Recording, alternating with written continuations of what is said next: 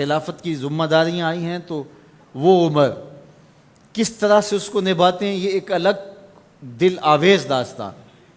احساس ذمہ داری کیا ہے کہ اگر نیل کے کنارے ایک بکری بھی مر جاتی ہے پیاس سے تو عمر سے اس کا بھی حساب ہوگا۔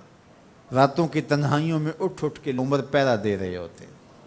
یہ حضرت عمر ہے رضی اللہ تعالیٰ عنہ، کس طرح سے نظم کو چلاتے ہیں، اور امر بالمعروف اور نہی عن المنکر کا جذبہ کس طرح سے آپ کے رگ و ریشہ کے اندر محو نفوس تھا کہ جب آخری وقت آتا ہے ایک ظالم لولو فیروز نامی مجوسی آپ پر حملہ آور ہوتا ہے اور مسجد کے اندر شہید کیے جاتے ہیں۔ سیدنا عمر رضی اللہ تعالیٰ عنہ کے بارے میں حضور نے خبر دے رکھی تھی کہ یہ میرا غلام، یہ میرا صحابی شہید ہوگا۔ جب پہاڑ جھوم اٹھا تو فرمایا انما علیک نبی و صدیق و شہیدان، تمہارے اوپر ایک نبی ہے، ایک صدیق اور 2 شہید ہیں۔ حضرت حذیفہ بن یمان رضی اللہ تعالیٰ عنہ فرماتے ہیں کہ مجھے شوق تھا کہ حضور سے فتنوں کے بارے میں سوال کروں اور میں پوچھتا تھا، تو حضرت عمر رضی اللہ تعالیٰ عنہ نے حضرت حذیفہ بن یمان سے کہا کہ حضور نے جن فتنوں کا ذکر کیا ہے تو مجھے ان کے بارے میں بتاؤ۔ تو حضرت حذیفہ کہنے لگے کہ وہ فتنے آپ کے دور میں نہیں آئیں گے، اس لیے کہ آپ کے اور ان فتنوں کے درمیان ایک مضبوط دروازہ ہے، جب تک وہ دروازہ موجود ہے تو فتنے نہیں آئیں گے۔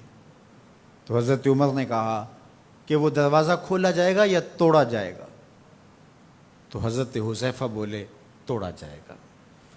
تو اس سے مراد حضرت سیدنا عمر رضی اللہ تعالی عنہ کی شہادت تھی۔ آپ کو شہید کیا گیا مسجد کے اندر، لیکن جب آپ کو اٹھایا گیا، وہاں سے لایا گیا تو خون بہت زیادہ بہہ رہا تھا، تو لوگ آپ کا حال پوچھنے آ رہے تھے۔ تو ایک انصاری جوان آئے اور انہوں نے آپ کا حال پوچھا، تو ان کی شلوار ٹخنوں سے نیچے لٹک رہی تھی، اور حضرت عمر رضی اللہ تعالیٰ عنہ کی نظر پڑی تو آپ نے اس نوجوان سے کہا کہ میرا حال تو ٹھیک ہے، تیرا حال ٹھیک نہیں ہے، چونکہ اس سے تیرے کپڑے بھی خراب ہوں گے، اور جو ہے وہ جو حضور نے طریقہ سنت ہمیں دیا ہے اس سے یہ ہٹ کر انداز ہے جو تم نے اختیار کیا ہے۔ تو اس لمحے بھی عمل تبلیغ کو ترک نہیں کیا۔ تو حضرت صدیق اکبر اور حضرت عمر کا مقدر کہ ان کی تربتیں جنت کے ٹکڑے میں ہیں، فرمایا میری قبر اور میرے منبر کے درمیان جو جگہ ہے یہ جنت کا باغ ہے۔ تو عمر جنت میں تشریف فرما ہیں، ابو بکر جنت میں تشریف فرما ہیں، اور جہاں حضور ہیں وہ جگہ جنت نہیں ہے؟ اللہ اکبر، وہ باغ جنت ہے۔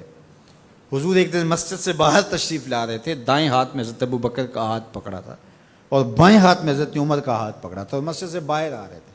کوئی شخص مسجد میں داخل ہوا تو اس نے دیکھا تو اس کے چہرے پہ خوشی آئی، تو حضور نے مزید اس کی خوشی کو بڑھانے کے لیے فرمایا ہا قاضا نبعث یوم القیامہ، قیامت کے دن جب ہم قبروں سے اٹھیں گے تو ایسے ہی اٹھیں گے، میرے دائیں ہاتھ میں ابو بکر کا ہاتھ ہوگا، بائیں ہاتھ میں عمر کا ہاتھ ہوگا۔ جے شک ہووی تے چل مدینے، جے شک ہووی تے چل مدینے، آ ویخ لے جوڑ مزاراں دا، بن یار نبی دیاں یاراں دا۔ وآخر دعوانا